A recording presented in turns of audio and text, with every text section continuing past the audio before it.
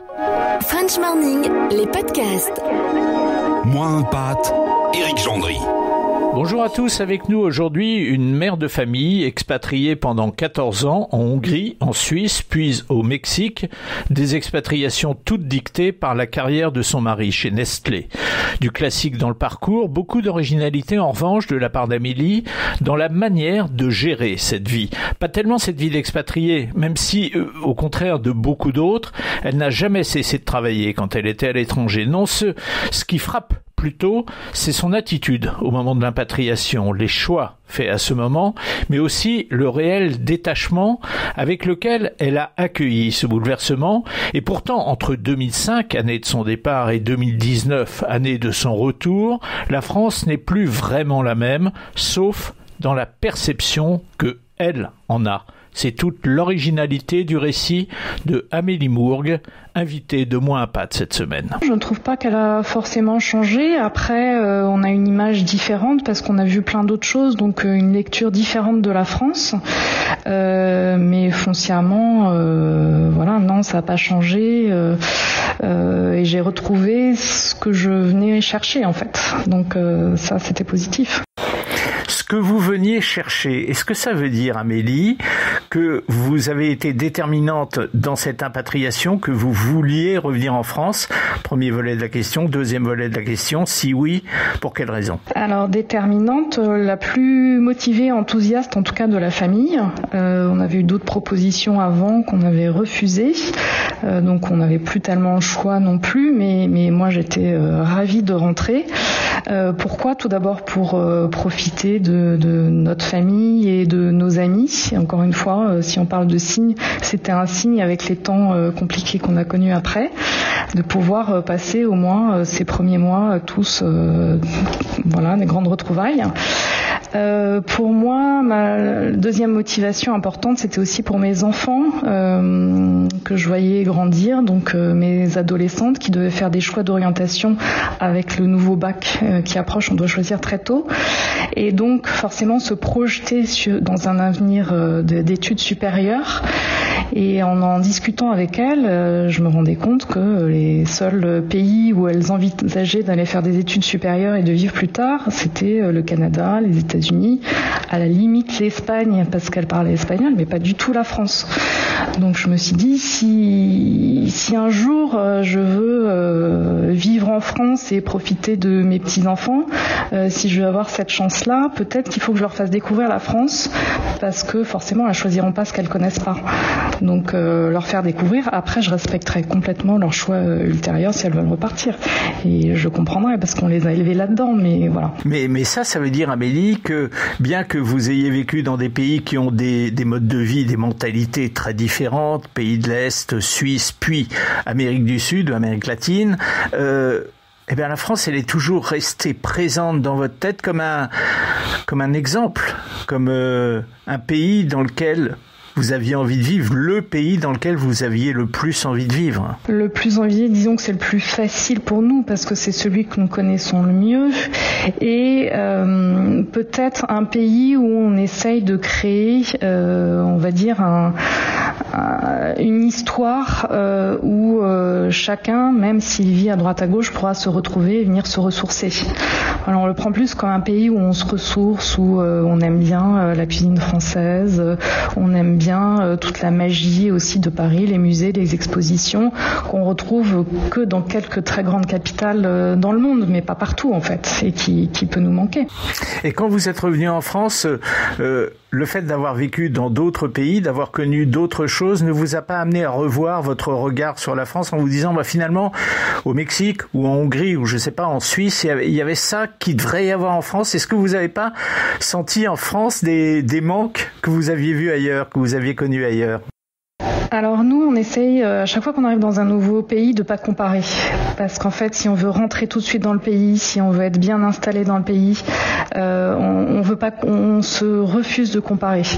Donc on arrive, on essaye de prendre le meilleur de chaque pays, c'est ce qu'on essaye d'inculquer aussi à nos enfants, de prendre le meilleur et d'essayer de faire une synthèse du meilleur de tout ce qu'on a connu partout et de garder ça en tête pour notre mode de vie plus tard. Amélie, vous travaillez quand vous êtes parti en expatriation, vous n'avez jamais cessé de travailler quand vous étiez à l'étranger, quand vous étiez expatrié. Et puis là, vous rentrez en France, et là, changement de cap. Qu'est-ce qui s'est passé à ce moment-là dans la tête d'Amélie, qui a décidé qu'elle ne souhaitait plus travailler en France ? Alors déjà, peut-être que j'étais la plus motivée, la plus enthousiaste pour rentrer, donc je voulais absolument que ça marche et que tout le monde soit content, donc il fallait que je sois présente, avoir du temps pour discuter, avoir du temps pour aider tout le monde, pour leur faire découvrir justement cette magie de Paris, se faire des restaurants, aller chercher ma plus jeune à l'école, faire des visites le mercredi avec elle, donc tout ça fait que je me suis dit au début, je prends mon temps et je veux être présente et je veux être là. Après, effectivement, si je suis plus en introspection, je me suis dit, voilà, j'ai toujours été un peu dans la course, apprendre une nouvelle langue, trouver un travail, m'installer, tout faire en même temps. Pour une fois, peut-être parce que je vieillis un peu aussi, je vais prendre le temps.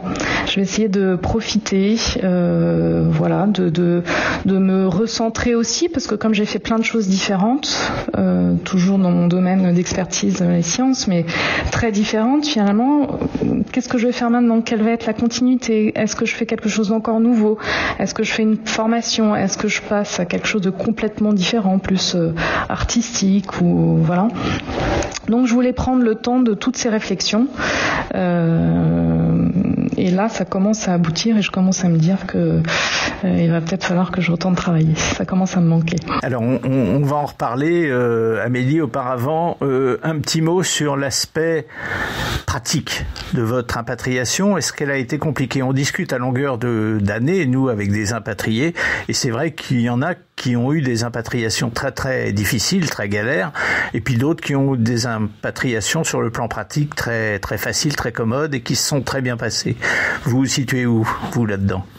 Pour moi, très facile, très facile. Après, on est beaucoup aidés. Encore une fois, nous, on est expatriés à Paris, donc on a le régime des expatriés qu'on retrouve dans tous les pays, même si on leur a pas demandé beaucoup d'aide parce que on connaissait la France, on parle français, on connaît tous les systèmes, mais j'avoue que c'est quand même confortable de rentrer chez soi. Alors, il est peut-être intéressant à ce stade de la conversation, Amélie, d'expliquer ce que vous venez de dire. Vous êtes impatriée à Paris parce que votre mari travaille pour une boîte de nationalité suisse, c'est ça ? Exactement. Donc, nous sommes rattachés à la Suisse, donc tous les autres pays dans lesquels nous allons vivre, nous serons expatriés. Donc ça implique aussi que nous ne sommes là, et nous le savons, que pour quelques années. Donc c'est aussi dans mon choix de pas forcément me réinvestir et de profiter de certaines choses qui m'ont manqué en France et de me ressourcer, de ne pas travailler tout de suite. Et néanmoins, vous m'avez dit il y a quelques minutes que vous commenciez à songer à rechercher du boulot. Alors ça va être difficile, vous recherchez un CDD, on va dire. Oui. En fait, je me rends compte aussi que j'ai été très présente, alors que j'étais beaucoup moins avant, que mes enfants l'ont apprécié. C'est vrai qu'avec le confinement, on a été aussi vraiment tous ensemble pendant plusieurs mois. Mais que maintenant tout le monde a aussi un peu besoin d'avoir son espace personnel et se dit que ce serait bien si maman retrouvait d'autres centres d'intérêt plutôt que d'être complètement focalisée sur nous. D'accord, vous êtes trop sur leur dos alors. Je pense pas parce que je pense qu'elles en avaient besoin au début, parce que Paris a été quand même un choc. Elle s'attendait peut-être pas à ça parce qu'elle voyait Paris une semaine par an en été quand il faisait beau, voilà, sur le côté on fait du shopping, on visite un musée, tout est beau. Et c'est vrai que les premiers 3 mois avec les grèves, aller à l'école dans le noir, revenir il fait noir, il pleut, ne plus avoir de métro, la charge de travail qui est différente, l'approche scolaire qui est assez différente de ce qu'elles avaient connu. Tout ça, ça n'a pas été facile, et là tout le monde était bien content que maman soit là. Alors vous me disiez, Amélie, que probablement le statut de votre mari et surtout l'entreprise qu'il emploie risque de faire de vous à nouveau une expatriée ailleurs dans les semaines, les mois, les années qui viennent. Est-ce que vous la souhaiteriez, cette nouvelle expatriation? Et là, en fait, je fais référence à la France dans laquelle on vit aujourd'hui, qui est une France qui, sur le plan du moral, n'est pas une France agréable. Je ne sais pas s'il existe des pays dans le monde dans lesquels il est agréable de vivre aujourd'hui, mais est-ce que ça joue dans le fait que vous parlez de repartir sans évoquer une quelconque appréhension à repartir? Non, je pense qu'à chaque fois qu'on part, c'est pas contre le pays dans lequel on vit, ou c'est pas un rejet de la France, c'est juste une envie d'expérience et d'aventures nouvelles et une ouverture sur le monde. Donc, quelle que soit la situation en France, on aurait envie de repartir en fait. C'est pas du tout contre la France, au contraire. Amélie, on va arriver au terme de cette conversation. Moi, je vous cache pas qu'il y a quelque chose qui m'étonne. Vous avez quand même eu une vie différente de la plupart des femmes de votre âge. Vous avez vécu dans 3 pays différents, plus la France. Vous avez quitté la France pendant 14 ans. Et quand on vous écoute, on sent chez vous une espèce de long fleuve tranquille, comme si finalement rien de majeur ne s'était passé dans votre vie. Alors que, par exemple, aujourd'hui, quand vous êtes avec des gens en France, vos amis, est-ce que vous vous sentez différente d'eux du fait des expériences que vous avez vécues? J'ai pas l'impression.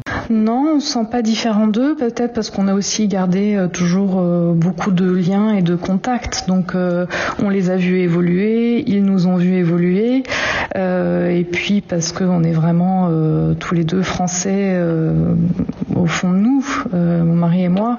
On avait toujours vécu en France avant, on n'a pas de parents qui nous ont emmenés vivre dans d'autres pays. Donc voilà, on avait cette envie de partir, de découvrir. On en a énormément profité pendant presque 15 ans. On repartira avec grand plaisir, mais on a des attaches fortes avec la France. Et du coup, on se sent pas complètement différent, ou sinon, on essaye de pas le montrer non plus, parce que on est conscient d'avoir eu une vie privilégiée, d'avoir fait plein de choses que certains ne connaîtront jamais, mais on veut vivre normalement. Merci Amélie d'avoir été avec nous aujourd'hui. Merci à vous, Eric. Et bonne continuation pour la suite.